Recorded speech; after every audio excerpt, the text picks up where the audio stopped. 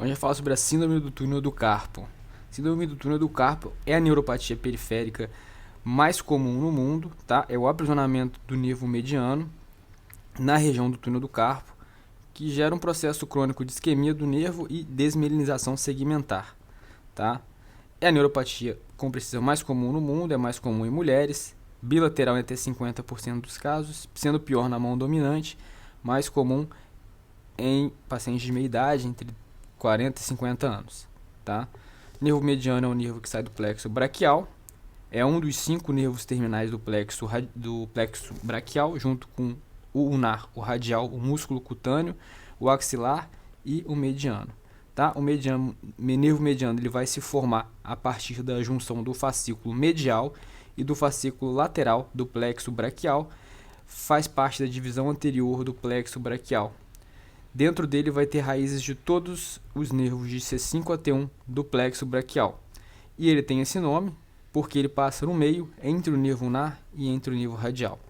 Tá aqui uma figura esquemática mostrando a formação do nervo mediano a partir do fascículo lateral e do fascículo medial, formando o nervo mediano. Quando ele atravessa o cotovelo, ele começa a sua inervação sensitiva e motora.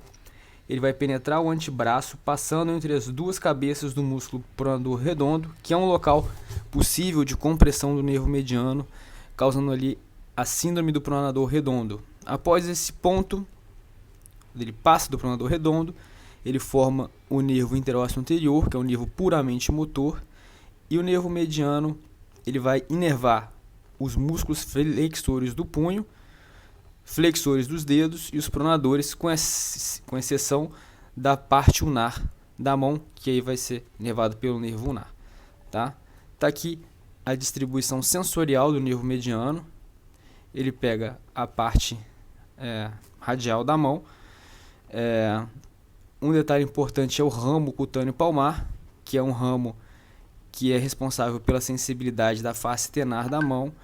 Ele é um nervo que ele emerge antes do nervo mediano passar pelo túnel do carpo, então ele não é afetado pela síndrome do túnel do carpo. E é um nervo que a gente tem que tomar cuidado para não lesar no nosso ato cirúrgico. Vamos falar um pouco mais sobre anatomia. O nervo mediano entra na mão passando pelo ligamento transverso do carpo, também chamado de retináculo flexor. O ligamento transverso do carpo vai do músculo trapézio até o músculo pisiforme, pisiforme e o âmulo do amato. Então vai do trapézio até o pisiforme e o âmulo do amato. Ele é contínuo na sua parte proximal com a fáscia antebraquial, e na sua parte distal ele é contínuo com o retináculo flexor da mão.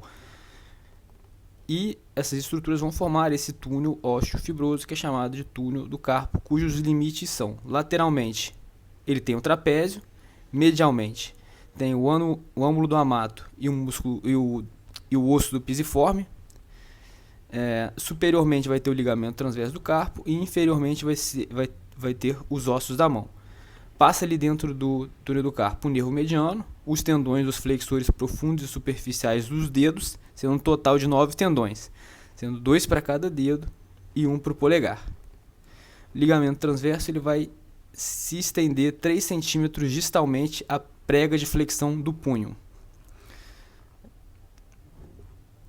Na anatomia aqui a gente tem os limites do túnel do carpo: limite lateral trapézio, limite medial pisiforme e o âmulo do amato, superiormente o ligamento transverso do carpo, inferiormente os ossos do carpo. O conteúdo do túnel do carpo vai ser o nervo mediano e os tendões, né? Um total de 9 tendões, 2 para cada dedo, 1 para o polegar. São os tendões flexores profundos e superficiais dos dedos. Aqui mostrando a continuidade proximal com a face antebraquial e a continuidade distal com o retináculo dos flexores.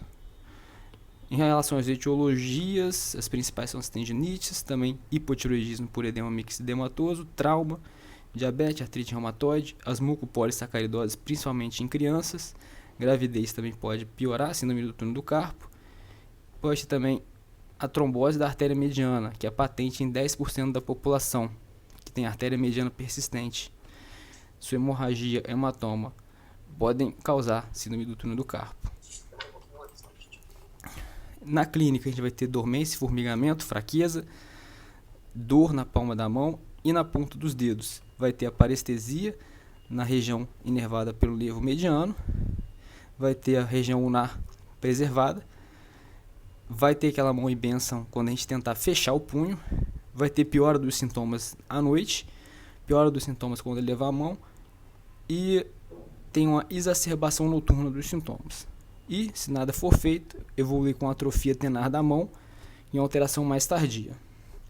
Tem o teste de Schnell, que é a parestesia ou dor na distribuição do mediano quando a gente faz a percussão do nervo mediano. E o teste de Fallen, que tem uma sensibilidade maior, que é a flexão do punho por 60 segundos em 90 graus, que vai agravar ou reproduzir o formigamento da região do nervo mediano. E pode ter também a dificuldade da discriminação de 2 pontos, principalmente na ponta dos dedos.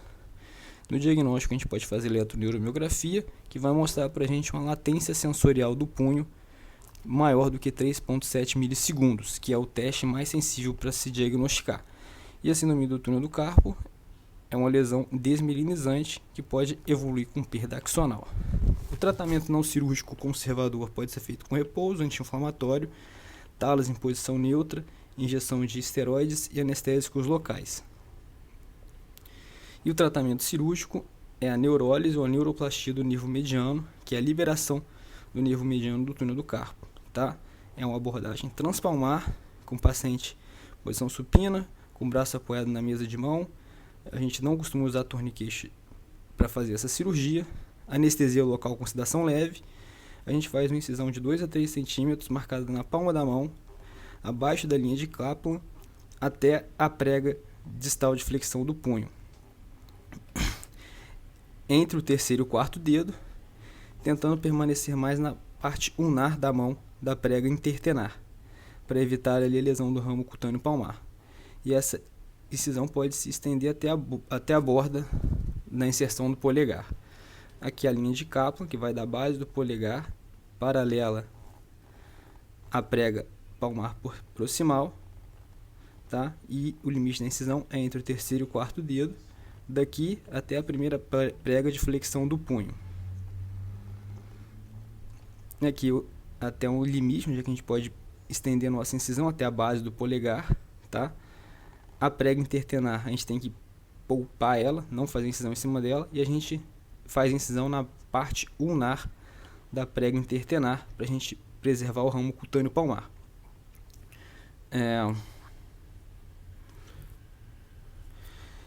A gente, no ato cirúrgico, faz a dissecção por planos, divulsionando ele subcutâneo, até alcançar o ligamento transverso do carpo. A gente identifica a face palmar, identifica o ligamento, faz a secção do ligamento com bisturi ou com tesoura de Metzenbaum. É recomendado também tirar um pequeno fragmento do ligamento transverso do carpo, que é retirado para diminuir as chances de fibrose ou de se refazer o ligamento transverso do carpo, tá? A exposição de campo é feita com afastador de 100 Miller. Tem a manobra do dedo mínimo, que a gente coloca no corredor formado na parte proximal da ferida, para ver se está livre de ligamento, se não ficou nenhuma trave segurando o nervo, e a ferida é irrigada com soro fisiológico antes do fechamento.